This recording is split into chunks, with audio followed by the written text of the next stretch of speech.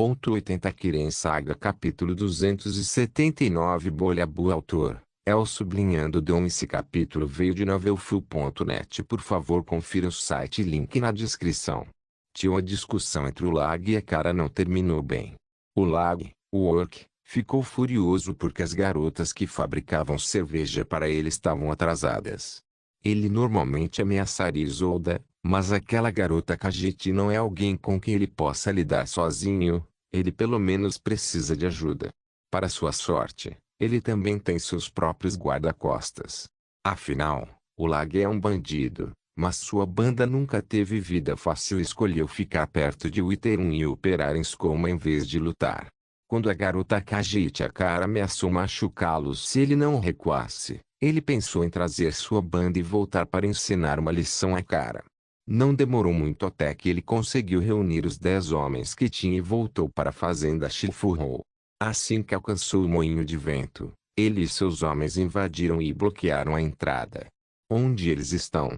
O Lag questionou quando não encontrou ninguém no moinho de vento. Apenas o caldeirão e a mistura dos Skooma se espalharam pelo chão. Sua cabeça quase ficou em branco e estava prestes a causar um tumulto, mas um de seus homens falou: "Ei, onde está a Torit?" Ele não estava atrás de você?" Outro homem respondeu. Os homens olharam para trás, mas aquele Torit parecia ter desaparecido. "Ei, olha. Não é a bota dele?" Um homem apontou para uma bota que não estava longe do moinho de vento. Os homens começaram a sentir que algo estava errado. O próprio Lag caminhou até a bota e olhou para ela, mas não encontrou nada de estranho. Ele olhou para seus homens e estava prestes a segurá-los, mas congelou. "Ei, para onde Genhermat foi?" ele perguntou aos homens. Os homens olharam para onde um Argoniano Genhermat deveria estar, mas ele parecia ter desaparecido. Por mais estranho que pareça, aquele Argonian seguiu o Lag diretamente e ficou na retaguarda quando o Lag virou para o boot. Junte-se. Junte-se. Forme um círculo." O Lag entrou em pânico e começou a ordenar os homens que entrassem em formação. A aparência lamentável da banda é que quase não usava armadura e todas as suas armas eram de ferro e fez Jun, que estava logo acima deles, se sentir mal por limpá-los. O Lag, que estava no meio do círculo formado pelos 8 homens restantes, notou algo e olhou para cima. Lá, ele viu uma figura flutuando no ar vestida de preto com uma grande espada sinistra na mão. O Lag congelou de terror, mas ele se moveu imediatamente quando viu a figura pousar diretamente em sua direção. O Lag saltou do meio do círculo e Jon pousou em seu lugar. Quando os homens de Lag perceberam o que aconteceu, Jon acenou com sua espada Bloodskull, que foi reforçada com ganância, e os assassinou em massa em um golpe de 360 graus. A visão aterrorizante chocou o único sobrevivente do bando de drogas, o Lag. O terror apareceu em seu rosto de Orc que de alguma forma empalideceu apesar de sua cor verde e olhou para outra direção para correr. Esquecimento. O que é isso? Não pode ser. O Lag estava aterrorizado enquanto corria e corria em direção às montanhas ao sul. Ele estava com tanto medo de que o ser que matou seu povo estaria correndo atrás dele. O Lag olhou para trás e tentou ver se aquele ser o perseguia, mas não encontrou ninguém correndo em sua direção. Ele estava prestes a sentir alívio, mas viu o ser voando em vez de correr ou caminhar. Ele abriu 2 grandes asas no céu e voou como se fosse um ser do esquecimento. Merda. Tem que ser elas. Tem que ser aquelas garotas. Elas conjuraram algo do Oblivion. Essa era a única explicação. Mas agora, a primeira coisa na cabeça de Lag era sobreviver a este desastre. O ser que o perseguia voava para a esquerda e para a direita enquanto emitia sons estranhos. Às vezes ele podia ver, às vezes não. Às vezes aquele ser voava na frente dele. Jon usou Grid para criar asas e colocar um ar mais intimidador. Ele estava claramente brincando com o Lag, pois não tinha nada melhor para fazer. Embora o Lag soubesse que estava sendo enganado, ele estava mirando no caminho da floresta que leva a Riverwood. Ele pode se esconder lá com certeza.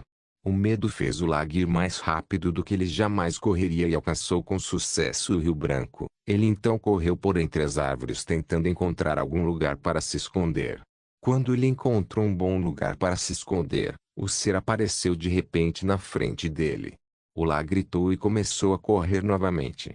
Ele segurou algumas pedras e começou a mexer em tudo que se move. Pare de me seguir. Não tenho medo de você. Me deixe em paz. O orc entrou em um estado de frenesi e seus genes de orc entraram em ação. Ele uivou e jogou pedras em todos os lugares. Onde você está? O Lag gritou o mais alto que pôde. Aqui. Uma voz rouca veio de trás dele. O Lag se virou em direção à fonte de seu problema apenas para ter sua garganta lamentavelmente cortada. João ficou na frente do orc moribundo e balançou a cabeça. Além de se divertir imitando o Batman, João tinha um forte ódio pelos traficantes de drogas. Se um traficante de drogas aparecesse em Winterhold, haveria uma execução pública, independentemente da hora do dia. Foi um ódio que João herdou de sua vida passada. João revistou o corpo do orc à sua frente, mas não encontrou nenhuma pista que pudesse ligar este orc a qualquer grande operação antidrogas. Ele não pensou muito e caso, Ignite, no orc incendiando em cinzas. Quando João se virou e estava prestes a voltar para o Iterum, ele sentiu uma mudança no ar ao seu redor. Ele moveu a cabeça para trás desviando de tudo que vinha em sua direção e com a mão pegou outro projétil voador. Foi uma flecha certeira. Você pode se esconder bem, mas sua intenção de matar é uma droga. Você não consegue manter a cabeça fria ao matar. Eu aconselho você a recuar antes de se machucar, amador. João olhou friamente para o local onde as flechas foram disparadas. O atirador não respondeu a João e disparou outra série de flechas. 3 flechas vieram em direção a João em quase um instante entre elas. João ergueu as sobrancelhas para a velocidade do tiro, mas nada mudaria na frente dele. Ele acenou com a mão enquanto o lançava, telequinesis, e as flechas que foram disparadas foram invertidas em direção ao atirador e voaram ainda mais rápido. Gemido, uma das flechas parecia ter acertado. Te disse. João sorriu para o tolo assaltante que não deu atenção ao seu aviso. Ele estava prestes a avançar em direção ao agressor, mas parou ao sentir a mudança de energia ao redor do agressor. Uma figura começou a subir com os empurrões de onde vinham as flechas e começou a crescer cada vez mais. Ao se fixar em um determinado tamanho e forma, ele rugiu para o céu. Era um lobisomem. João estreitou os olhos. Ele viu um lobisomem com pele de madeira e olhos verdes brilhantes. Como o lobisomem rugiu, ele segurou a flecha que o atingiu e foi preso em seu ombro. Em seguida, puxou para fora. Ao fazê-lo, a ferida começou a cicatrizar rapidamente. Ah, interessante. João pareceu surpreso com a velocidade de cura. Ele verificou o lobisomem de perto e percebeu que ele é mais poderoso do que qualquer lobisomem que ele lutou antes. Ele também notou mais uma coisa. A energia ao redor do lobisomem era baseada em Anuiken. Em outras palavras, o lobisomem é uma fêmea. De qualquer forma, não fazia diferença. As lobisomens eram menores em tamanho do que os machos bonitões, mas muito mais rápidos. Quer brincar, filhotinho? Eu sou uma pessoa que gosta de gatos, mas vou sobrar um tempinho para brincar. João provocou um lobisomem casualmente e o lobisomem rugiu para João com raiva. Sem sequer respirar, o lobisomem se moveu em direção a João como um raio acenando com a mão direita em direção a João. João recuou apenas uma vez e evitou o ataque. Ele estava sorrindo, pois estava realmente interessado na velocidade do lobisomem. Ela era muito mais forte do que ele pensava. O lobisomem não se preparou para atacar e agitou suas garras para a esquerda e para a direita em direção a João, que usaria apenas a distância mínima necessária para se esquivar. O lobisomem ficou furioso e lançou ataques mais fortes. Ela rugiu e usou as 2 mãos para tentar agarrar uma água irritante apenas para encontrar seu rosto socado. O soco foi tão forte que ela quase sentiu o pescoço quebrar e os dentes caírem. Ela voou para trás e bateu em uma árvore. O ataque de punho de João reforçado com o encantamento de punhos de Azidal não era algo que alguém pudesse suportar. Ei, eu não tenho 2 metros de altura para mostrar. Não baixe a guarda perto de mim ou você perderá os dentes. João repreendeu o lobisomem, mas este não aceitou sua boa vontade e atacou mais rápido e imprudente do que antes. Seu funeral. João guardou a espada e decidiu levar isso a sério. Ele se esquivou dos lobisomens atacados inclinando-se para frente e contra-atacou com um chute de escorpião na cabeça dela. Ele continuou o movimento e rolou para frente com os ombros no chão e soltou um chute de cobra que a mandou para o ar.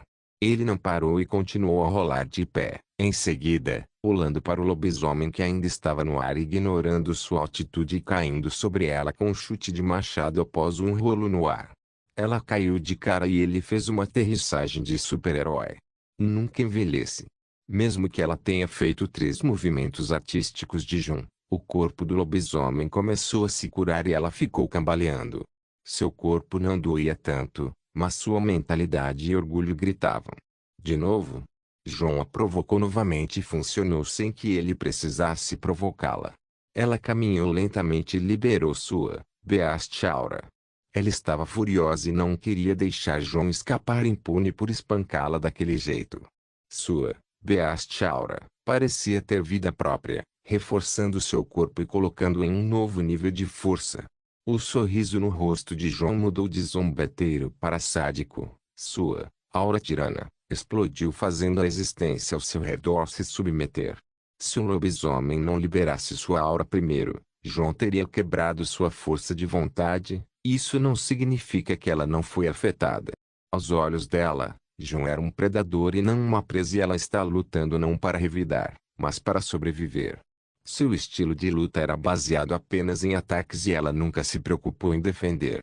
João também estava indo assim, mas ele faz isso porque está completamente certo de que todos os seus golpes acertarão sem falhar, sem que seu oponente consiga tocá-lo. O lobisomem começou a nova rodada com ataques curtos e rápidos, não ousando atacá-lo ou dar um passo em falso. Ela percebeu que é melhor para seu estilo de luta focar em esquivas ao invés de atacar. Mesmo recuar como João fez não foi vergonhoso como ela pensava, mas na verdade, tinha um senso de graça nisso. Ainda assim, ela precisava de velocidade e a única maneira de alcançar João é investindo contra ele. Ela foi escada algumas vezes nesta rodada e se deparou com os socos e chutes implacáveis de João. Sua aura estava devastando dela e causou uma quantidade razoável de dano que sua cura natural como lobisomem não resistiu mais. Quando o confronto final chegou, João começou a fazer grandes esquivas e o lobisomem fez grandes investidas. Ela pensou que João estava tentando fazer um grande movimento de longe. Então ela teve que continuar se aproximando dele e não lhe dar chance. O objetivo de João era dar a ela essa ilusão e ele conseguiu. Ele pularia agilmente de uma árvore para outra sem fazer nenhum som ou barulho, enquanto os ataques dela obliterariam as árvores e troncos em que ele pousasse. Se alguém estivesse vendo essa luta, ficaria chocado sem sentido. O poder de João e do lobisomem transcendeu o nível dos humanos e entrou no reino do sobre-humano. Isso não é estranho no caso dos lobisomens, pois o objetivo deles se tornarem lobisomens é serem superiores fisicamente, mas João. Ele era um mistério completo, mas a garota lobisomem estava tão absorta na luta e não percebeu que estava lutando contra um humano de forma alguma. No final, a isca que João fez foi completa e ele alcançou a árvore de onde queria pular. Quando a garota lobisomem o seguiu para onde ele queria, ele pulou em direção ao rio próximo e ela cegamente também. Ela notou o rio, mas ela estava mais focada em João, então ela apenas seguiu, mas ela entendeu que João estava fazendo um pouco tarde demais. No salto final, João saltou lentamente e rolou no ar o suficiente para estar de frente para ela quando ela o alcançasse. Como seu movimento foi interrompido, ela se encontrou no alcance de ataque de João antes de um soco estava acertando sua cabeça. Ela levou um golpe direto. Seus circuitos cerebrais apagaram por um segundo e a próxima coisa que ela sabe foi cair no rio. João pousou graciosamente na superfície do rio com o feitiço, peso-pena. Ele continuou olhando para o lobisomem que estava completamente exausto e foi levado para a margem do rio. Ela estava rastejando em seus braços e pernas completamente cansada e começou a se transformar de volta em humana quando ela se deitou de frente. João silenciosamente caminhou em direção a ela com a intenção de confirmar a identidade da garota que ele adivinhou, mas logo parou quando viu algo. A bunda da menina.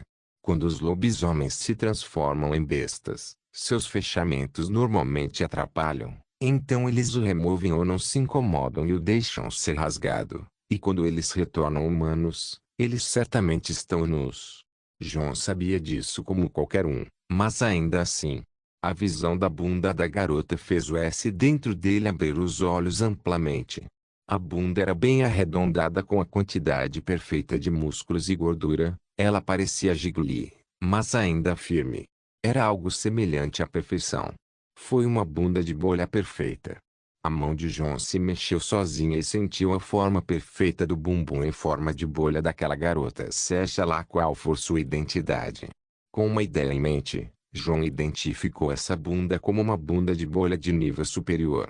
A forma, a textura, a suavidade, o movimento. Foi fantástico. Foi digno. John soube imediatamente. Ele levantou a mão e abriu a palma da mão. A garota percebeu o que estava prestes a acontecer quando olhou para John e arregalou os olhos. A mão de John foi mais rápida do que qualquer reação que ela pudesse fazer. Ai! Smack! Perfeito! Kirin Saga capítulo 280 Caçando a caçadora Tio Estalagem Mari com bandeira. O que aconteceu naquela noite mudou a perspectiva de John em relação às bundas para sempre. Ele sempre se concentrou mais em seios e aparência, mas nunca se importou muito com bundas, até aquela noite. Ele acordou na pousada entre Alina e Julanar e começou a pensar. Ele olhou para sua mão e lembrou-se da sensação de espancar aquela bunda borbulhante. Ele tentou se lembrar da sensação, mas tocando as bundas de Alina e Julanar, mas eles não se sentiam como aquela garota. Isso não significava que Alina ou Ju tinham bundas inferiores, mas não foram feitas para espancar. O corpo de Alina é gracioso e sua beleza é sua arma mais letal. Ela sempre usa vestidos grandes e túnicas largas, mas seu corpo sob tudo isso é uma maravilha por si só, especialmente seus seios grandes e macios que são os favoritos de Jun. Ela não era muito mais baixa que Jun e pode ser considerada muito alta entre as garotas, o que a tornava o par perfeito de Jun. Ju não era menos charmosa, embora fosse diferente de Alina, sua cor de pele diferente, a garota da noite anterior. No entanto, fez João pensar por muito tempo. Ele não tinha certeza sobre a identidade dela porque seu rosto estava coberto com o cabelo depois de sair do rio, mas ele reconheceria seu corpo quando visse novamente com certeza. Não muito mais baixa que Alina e não menos atlética que Ju, mas sua bunda era mole e adorável. Tinha grande poder. Em meio a seus pensamentos, Aline e Ju acordaram. Por que você está tocando nossas bundas? Aline perguntou. HMM. Eu me pergunto. A resposta de João a fez olhá-lo estranhamente. Ela normalmente dorme com o corpo quase encostado nele, então eles se tocam a noite toda, mas a maneira de João tocar sua bunda parecia diferente do tratamento usual. Ele está descobrindo mais sobre o S dentro dele, disse Ju. Ela também estava dormindo da mesma maneira do outro lado, mas ela estava acostumada com o lado S de João mais do que com a Lina. Depois da noite passada, ele certamente se sente diferente. Aline e Ju se lembraram do que aconteceu ontem à noite depois que João voltou ontem à noite. Os três entraram em um relacionamento sexual selvagem, mas João era muito difícil de conter apenas pelos dois e acabou sendo derrubado antes mesmo de João ficar satisfeito.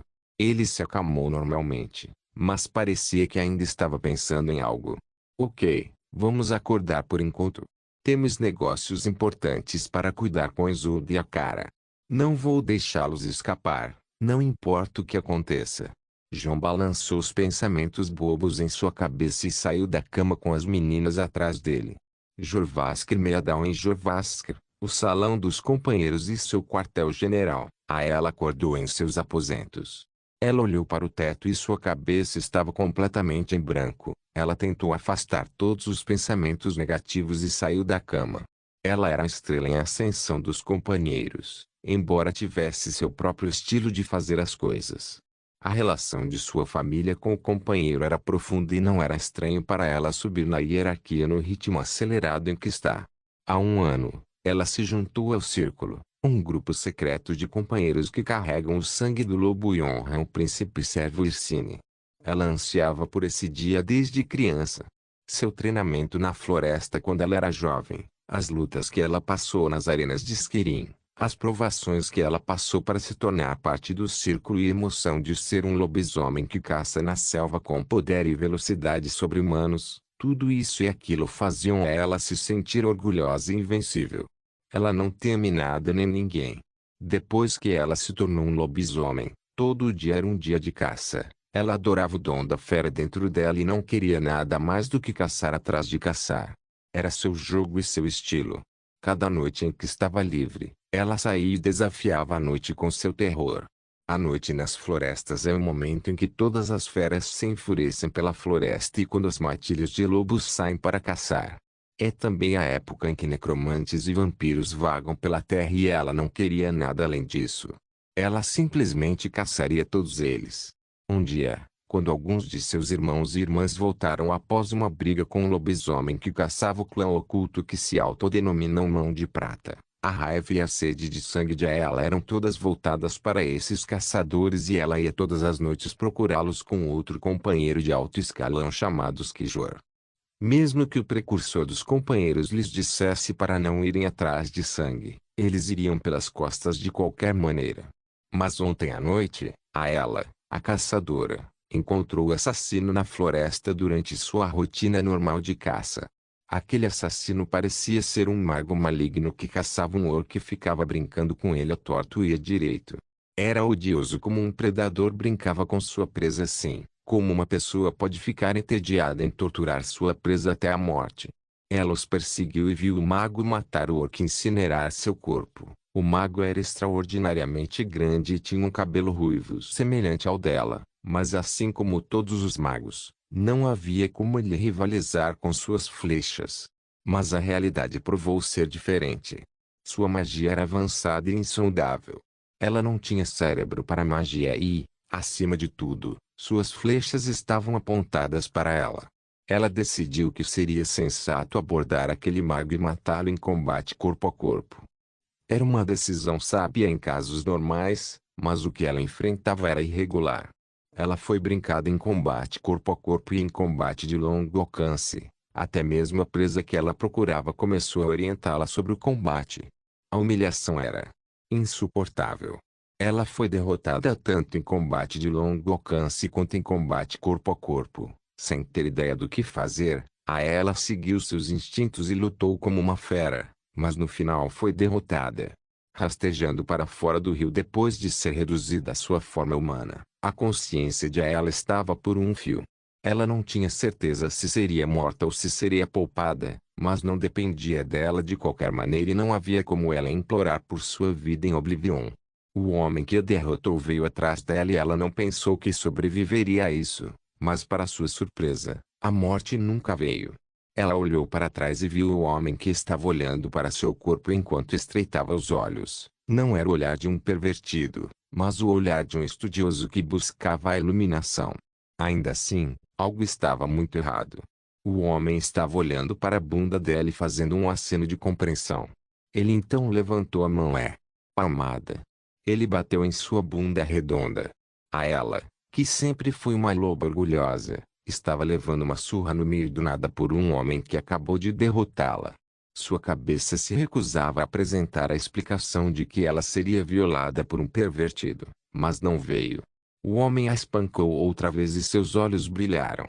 Ela, por outro lado, fez uma cara lamentável e seus olhos ficaram úmidos. O homem não parou por aí. Ele segurou a cintura dela e levantou fazendo com que seu corpo descansasse sobre os joelhos enquanto sua nádega foi levantada e outra palmada veio. Ela olhou para frente enquanto tentava não gritar.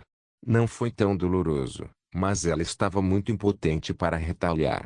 Uma surra após uma surra e o homem só parava para observar e mudar a forma como ele a espancava. Ele pararia para complementar a reação de sua bunda. Que tipo de pervertido iria tão longe para testar a reação de sua bunda às suas palmadas?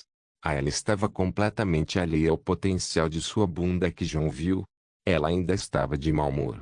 Depois que o homem terminou de espancar sua bunda em várias técnicas, ele a elogiou quando um lutador talentoso cobriu seu corpo com uma capa e a curou com magia. Ela não conseguia nem reunir forças para olhar para ele e só conseguia cerrar os dentes. Quando essas memórias retornaram a ela, sua cabeça é quase em branco de raiva pela vergonha em que foi colocada. Ela não pode nem contar a seus irmãos e irmãs de escudo. Diga a eles o que? Um homem que ela tentou matar a derrotou e deu uma surra em sua bunda como um troféu. Ela mal consegue manter sua dignidade para si mesma. Ela teve muitos pensamentos negativos sobre o que aconteceu, então decidiu beber para eliminá-los. Ela subiu as escadas do porão até o salão onde outros companheiros se reúnem o dia todo. Ela procurou um lugar para se sentar, mas assim que o fez, uma sensação de formigamento veio de sua bunda e a fez se lembrar do que aconteceu novamente. Ela não queria ser notada por seus amigos, então ela se levantou e saiu de Jorrvaskr. Ela não sabia para onde ir, então ela apenas caminhou em direção à pousada. O Bannerheimar era a maior pousada da cidade, mas estaria vazio a essa hora do dia, afinal todo mundo está trabalhando durante o dia. Ela entrou e pegou algumas garrafas de hidromel e sentou-se sozinha em um canto escuro. O formigamento em sua bunda não era tão ruim longe dos olhos das pessoas. Ela abriu a primeira garrafa e começou a beber seu mau humor. Ainda assim, o destino não foi misericordioso com ela. A pousada que deveria estar vazia estava mesmo vazia, mas havia pessoas que reservaram alguns quartos lá. Ela normalmente não se incomodaria, mas um deles que estava descendo do andar de cima era ele. O homem que a humilhou e deu várias palmadas em sua bunda estava bem na frente dele olhando-a nos olhos. Sua aparência estava mais clara do que ontem e ele parecia muito familiar. João também percebeu que a garota que estava escondida no canto escuro era a garota que ele espancou ontem. Ele também deu uma boa olhada em seu rosto e a reconheceu. Entendo. Então era você. Ele disse enquanto caminhava até ela. Ela ficou chocada no momento em que o viu e congelou sem se mexer. Seu coração batia acelerado e ela não conseguia mover um músculo na frente dele. Sua presença dominante estava gemando sua alma. Seus pensamentos também foram paralisados apenas por ouvir a voz dele. João ficou um pouco surpreso ao ver que ela era a garota com a bunda mágica da noite passada. Ele adivinhou a identidade, mas ainda assim foi surpreendente. Ele a conhecia como a feroz caçadora NPC que é muito icônica no jogo, mas ela ainda era uma garota tímida na frente dele depois do que ele fez com ela. Ele só podia culpar o S interior que acordou ontem à noite e o fez fazer um ato tão vergonhoso. Ainda assim, aquele S estava acordando novamente agora. Assim que João chegou até ela, ele tocou sua bochecha com a mão e puxou seu queixo para cima com um dedo. Ele então passou em seus lábios com o polegar e sentiu sua suavidade. Ela não estava resistindo. Ele parecia ter ficado traumatizada por ontem. Ele suspirou para si mesmo e afastou a mão. Ele a achava muito adorável e a queria para si. Vou te ver hoje à noite. Ele disse enquanto se virava e ia embora. Enquanto caminhava em direção à entrada da pousada, um homem entrou e conversou com ele. João, eles acordaram. João acenou com a cabeça apenas em resposta e seguiu o homem. Ela, que estava olhando para João, olhou para ele com mente vazia, mas percebeu algo. A pessoa que falou com o homem chamado João é Ulfur, o amigo de Farkas que estava visitando Jorrvaskr outro dia. Esse Ulfur é o braço direito do famoso e infame Tani de Unterold, João Dari. O homem que surgiu do nada há 2 anos e abalou todos que iriam no torneio Ig King. Ela percebeu porque o homem era tão familiar agora. Era ele o tempo todo. João Dari. Kirin Saga Capítulo 281 Resolvendo problemas. Tio caso da Isolda. Quando as duas garotas foram capturadas ontem à noite por Ulfur e João, o Ulfur as levou de volta para a casa de Isolda e fez questão de ficar de olho nelas. 1 hora se passou e João veio checá-los. Ele deixou Nefertiti para ficar de olho nas meninas e se dirigiu para a pousada com Ulfur. As meninas acordaram à noite e voltaram para casa. Foi uma cena aterrorizante acordar e se ver enquanto os dois se lembram claramente de que foram atacados enquanto preparavam seus coma. Os dois olharam pela janela e viram a luz do dia. A luz quente do dia não lhes trouxe nenhum calor. Em vez disso, eles começaram a suar frio. Por que estamos aqui? A cara perguntou. Eu não sei. Foi o Lag. Ele nos traiu? A cara acha que não. Alguém se esgueirou para mim e me derrubou. E você? Eu me lembro. Eu me lembro agora.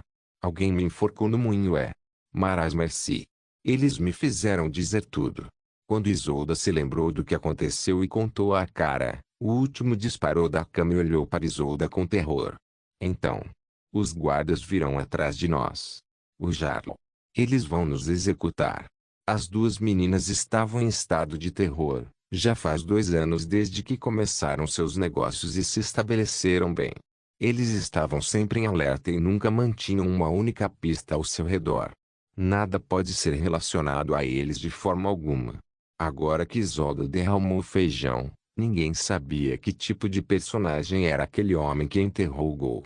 Ele era um competidor ou um dos guerreiros do Jarl? Vamos nos acalmar primeiro. Precisamos de um plano. A cara disse quando começou a pensar. Nós podemos ir embora. Vamos arrumar nossas coisas e voltar para Riften. Disse Isolda. Você está falando sério? Quem te pegou nos trouxe aqui. Eles sabem quem somos e são capazes de passar pelos guardas. Este pensa que já estamos jogando na palma da mão dessa pessoa. A cara disse. Droga. O que fazer então? Eu certo. João. Ele e os outros estão na cidade. João pode nos ajudar. Disse Isolda. A cara ficou em silêncio por um tempo e fechou os olhos. Este não tem certeza disso. Você acha que Svidi disse alguma coisa a João? Não. Nós tivemos que ser rudes com ela para que ela não descobrisse o que estamos tramando. Se ela já descobriu então. Não tenho mais certeza. Isolda segurou a cabeça e sentou no chão prestes a começar a chorar. A cara sentou-se ao lado de Isolda e agarrou seus ombros. Está tudo bem. A cara acha melhor irmos até eles. João disse que tem influência, certo? Se disséssemos a ele que estamos com algum tipo de problema e precisamos sair de um, ele nos ajudará. Sim, assim é melhor. Vamos pensar em algo rápido. Quando os dois começaram a planejar como sair dessa situação, uma voz os interrompeu. Roman já sabe. Era a voz de uma jovem, mas não havia ninguém nesta casa. As duas meninas olharam em volta como loucas e seus olhos pousaram em um gato preto. Ela estava sentada em uma prateleira ao lado da cama de Akara e olhando para eles. Sem saber se o que ouviram era verdade ou alucinação, eles ficaram olhando para o gato esperando que ele falasse novamente. Nefertiti calmamente pulou da prateleira para a cama e esticou as costas e os membros anteriores da mesma forma que um gato normal faria e sentou-se de frente para Akara e Isolda. Vocês dois estão em apuros. Ah! As duas meninas olharam para ela e exclamaram com uma voz muda. A cara teve uma iluminação e falou. Você é um Alfig? Não. Nefertiti respondeu e se transformou em sua forma humana. Uma linda garota apareceu no lugar do gato e sentou na cama enquanto balançava as pernas como uma linda criança. No topo de sua cabeça, havia 2 orelhas de gato preto que se misturavam com seu cabelo e um rabo apareceu atrás dela. Você é um homem Esrat? A cara perguntou. Não. Nefertiti respondeu e se transformou em sua forma Erekat. As meninas ficaram apavoradas e se abraçaram. Você é um Sutai? A cara perguntou. Não. Nefertiti respondeu e se transformou em sua forma de besta. Você é um Senshi? A cara perguntou. Você vai continuar perguntando miau? Eu sou obviamente um gato. Nefertiti ficou irritado e voltou à sua forma humana. N. Esses tipos de cajetes são mostrados na galeria do Discord. Um gato. As meninas não estavam dispostas a acreditar nisso. Mesmo a cara, que é uma cajete, não conseguia entender a situação. Sim, Ejun é meu homem. Nós nunca nos encontramos antes porque eu tirei uma soneca. Me chame de Nefertiti. E não, eu não vou aceitar suas orações. Nefertiti disse enquanto agia de maneira elevada e piedosa. Espera, Você conhece Jun? Isolda disparou. Eu disse a você, ele é meu homem. O que quer que seja. Você pode nos ajudar? Disse Isolda. A cara acha que ela acabou de dizer ele sabia. O que? Sim, Oman foi quem pegou vocês ontem à noite. As duas garotas ficaram em silêncio. Na minha opinião, você deveria sentar e esperar. Vocês são duas pessoas mas Oman vai lidar com você. Nefertiti disse e caminhou até a cara. Além disso, você não engasga. Oman está desapontado com você. Mesmo que ela dissesse isso em um tom sério, era difícil levar a palavra fofa a sério. Ainda assim, a verdade de que foi John quem os descobriu os deixou com mais medo. A postura de John em relação às come e às drogas, em geral, era clara. Ele os odiava e a quem quer que lide com eles. Houve rumores de que aqueles que contrabandearam os como em Monterol foram enforcados em público e aqueles que foram pegos usando os Kooma foram colocados em uma prisão especial para curá-los. Não tiveram muito tempo para pensar quando a porta da casa foi aberta e John entrou com o Fur. Então você acordou. O Ofur disse, sentindo-se desconfortável. As meninas não responderam e olharam para o chão. Suponho que vocês dois já saibam o que eu disse a Nefertiti para contar a vocês. John disse. Bem, vejamos. Eu fiz uma bagunça com o lugar ontem. Eu matei seu traficante ou que os homens que vieram com ele para te apunhalar pelas costas. Eu também avisei os guardas que alguma briga de gangues como estava acontecendo ontem naquela fazenda. O dono da fazenda e sua esposa foram tratados. Enviei alguns dos meus homens para garantir que eles não digam nada que eu não queira que digam sobre vocês dois. Quando John disse isso, Isolde e a cara se entreolharam felizes. John. Não sei o que dizer. A cara está muito agradecido. Os dois caíram na ilusão de felicidade apenas para ver John olhando para eles. Eu disse que você ficaria impune. Com suas palavras, os dois estremeceram e olharam para o chão novamente. Vocês dois vêm comigo mesmo que não gostem. Nurina saberá o que vocês fizeram e eu decidirei seu castigo. Ele disse. As meninas olhavam para ele e queriam retalhar, mas tinham medo dele. Eu sei o que você quer dizer. Eu sou apenas seu amigo e não tenho o direito de fazer isso com você, mas adivinhe. Minha segunda opção é que o Jarl ouça sobre o seu pequeno negócio naquela fazenda. Eu tenho uma maneira de entregar uma palavra a ele. Ele disse. As palavras de John eram frias e não as amigáveis que costumavam ouvir dele, mas suas opções eram limitadas nessa situação. A menos que sigam John, eles terão um destino sombrio a partir de agora. As duas garotas assentiram sem levantar a cabeça. Ok, eu cuido do resto. Ju vai cuidar de você. John disse enquanto apontava o anel do cubo Aven para eles e os levava para o espaço do cubo. Dentro do espaço, Julanar estaria esperando por eles para colocar as meninas em forma e mantê-las lá até que elas fossem para casa. Este não era o tipo de reunião em que eu esperava. O Ofur disse. Nenhum esperava por isso, mas eles cometeram um erro e este é o melhor curso de ação. Ju cuidará deles. O que vai acontecer com eles quando chegarmos ao Interhold? Não tenho certeza. Vou ter que contar a Nurina primeiro e tenho certeza que ela vai deixá-los para mim depois de dar 10 horas seguidas de repreensão a ele. Puta merda. O Ofur estremeceu ao recordar a repreensão de Nurina. Sim, ela vai fazer com que eles se sintam muito mal a ponto de poderem cometer suicídio. Se eles sobreviveram, o que você fará? Perguntou Ofur. Vou alistá-los no campo de treinamento. O campo de treinamento dos Daritropes? Sim. Isolda não vai durar 2 dias, mas a cara tem futuro como lutadora. Depois da primeira semana, eu colocarei Isolda na gerência se ela quiser, afinal ela tem jeito para os negócios. O Ofur sentiu. Ele e John fecharam a casa de Isolda e fizeram questão de trancar a porta e enviar a chave para Isolda. Eles então seguiram para a cidade que começou a ficar animada pela manhã. Então, que esquema estamos realizando hoje? Perguntou Ofur. Não há muito esquema, só temos que garantir que John Battleborn se case com Elfina Greymane. Oh! Estou curioso, como você vai fazer isso? Ei! Simples, vamos para a Vila Battleborn do clã e nos apresentamos, Estamos carregando um grande número de presentes, então vamos influenciar o dinheiro que ama Battleborns para os benefícios de fazer amizade conosco.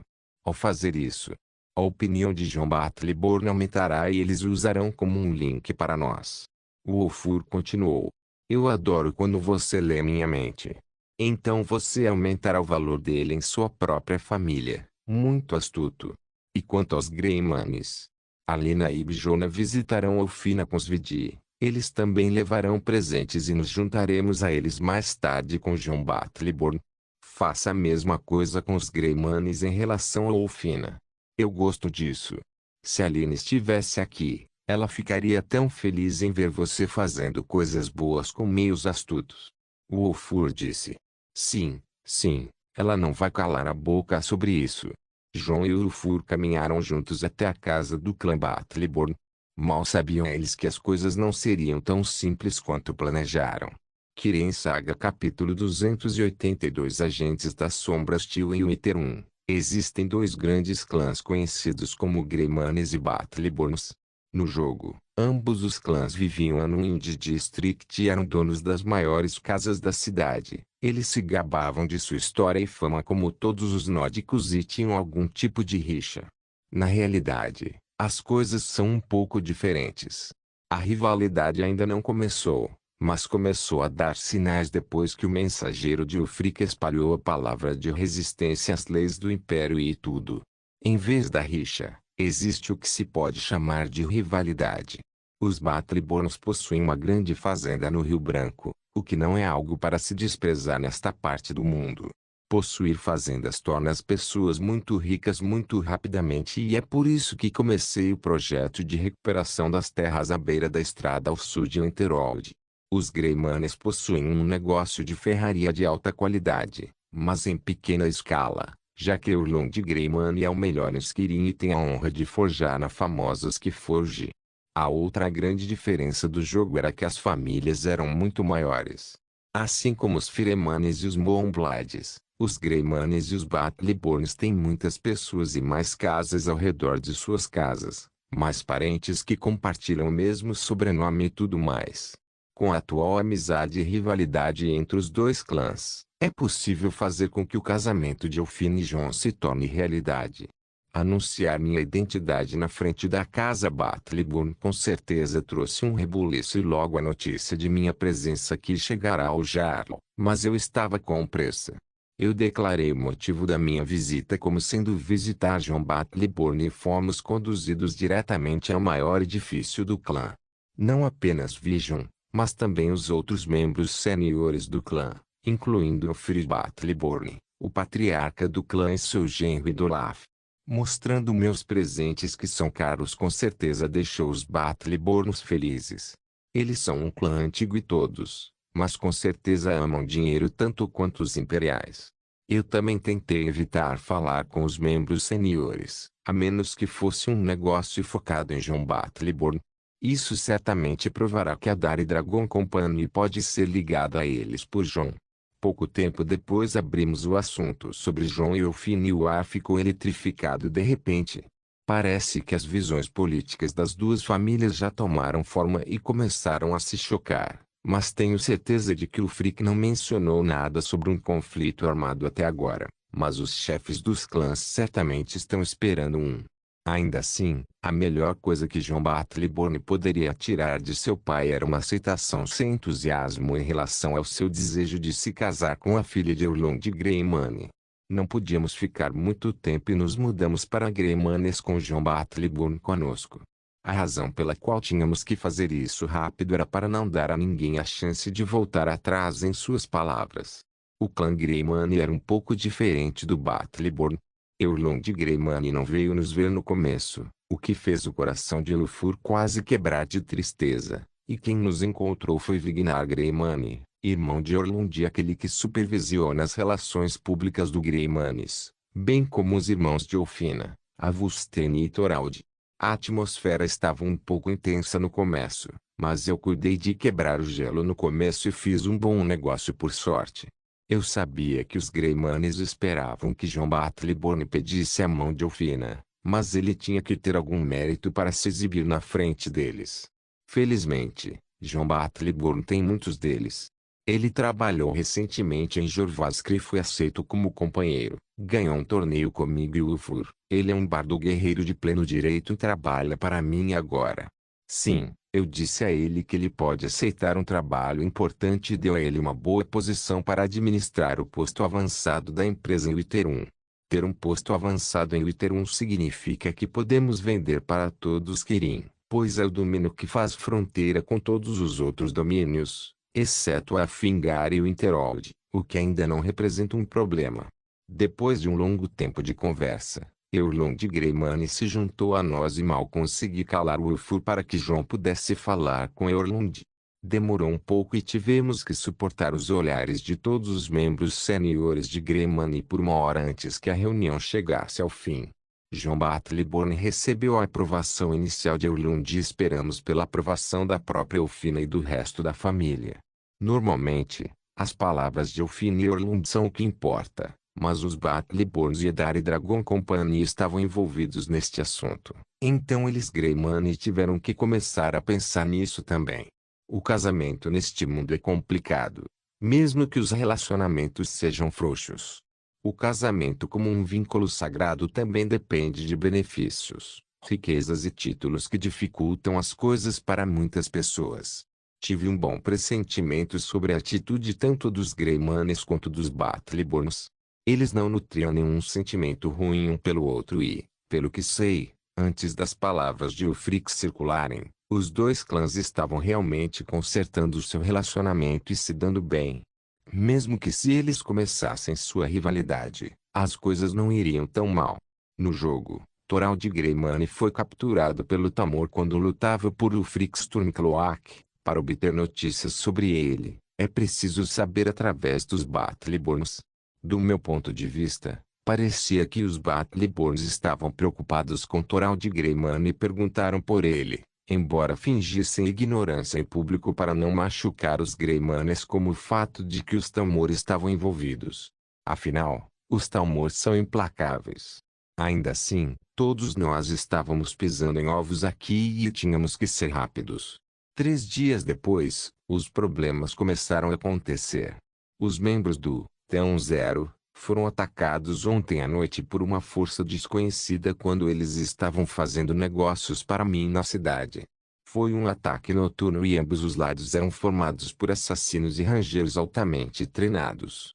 A luta alertou Jarl e seus homens, mas eu escondi meus homens rapidamente no cubo e me assegurei de que nenhum vestígio ligasse a mim. Quando questionei meus homens, parecia que algumas pessoas capturaram um dos nossos e o interrogaram sobre mim. O homem ficou gravemente ferido e perdeu alguns dedos no processo, mas Alina tratou de seus ferimentos e ele logo se recuperou.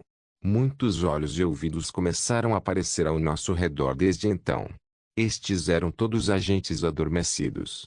Pessoas que as outras forças plantaram em Wither 1 para coletar informações e espalhar palavras. Eu era um pouco inexperiente em como lidar com esse tipo de operativos. Em Riften, havia apenas a Guilda dos Ladrões que eu sabia como eles jogavam em um Winterhold. Todos os agentes adormecidos eram eliminados periodicamente. Mas para uma cidade estabelecida como Wither 1, havia muitos agentes adormecidos. Até o colégio Winterhold tinha alguns deles por perto, embora não fizessem política. Agentes adormecidos às vezes podem servir a mais de um mestre como agentes duplos ou mesmo agentes triplos. De qualquer forma, minha prioridade agora era apontar as pontas soltas e amarrar tudo.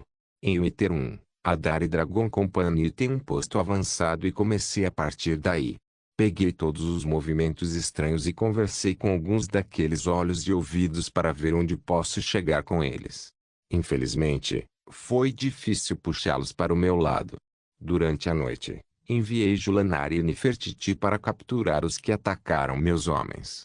Julanar sempre vem com resultados e ela capturou um homem bretão para mim e nós o puxamos para um beco escuro para interrogatório. O homem provou ser difícil de quebrar e tentou correr em várias ocasiões, mas logo encontrei uma maneira melhor de lidar com ele. Ah, chave mestra! Eu apenas tive que bloquear uma parte de sua consciência e a verdade foi revelada assim que fiz a próxima pergunta.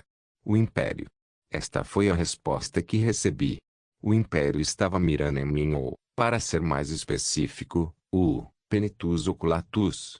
Eles são os novos guardas imperiais e agência de inteligência do Império, conhecidos do público como Penitus Oculatus, e no subterrâneo como Spectros.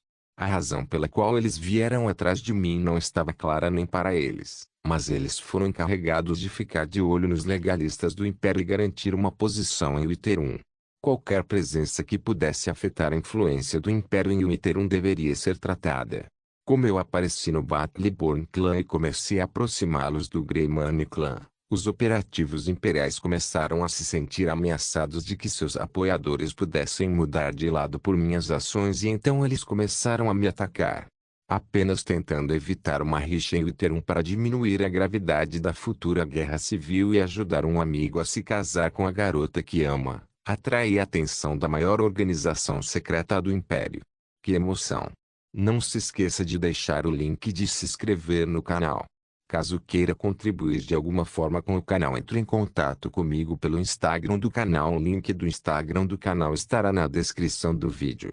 Por favor, certifique-se de verificar meus outros vídeos. Tenho certeza que você vai gostar deles. Solem irmãos.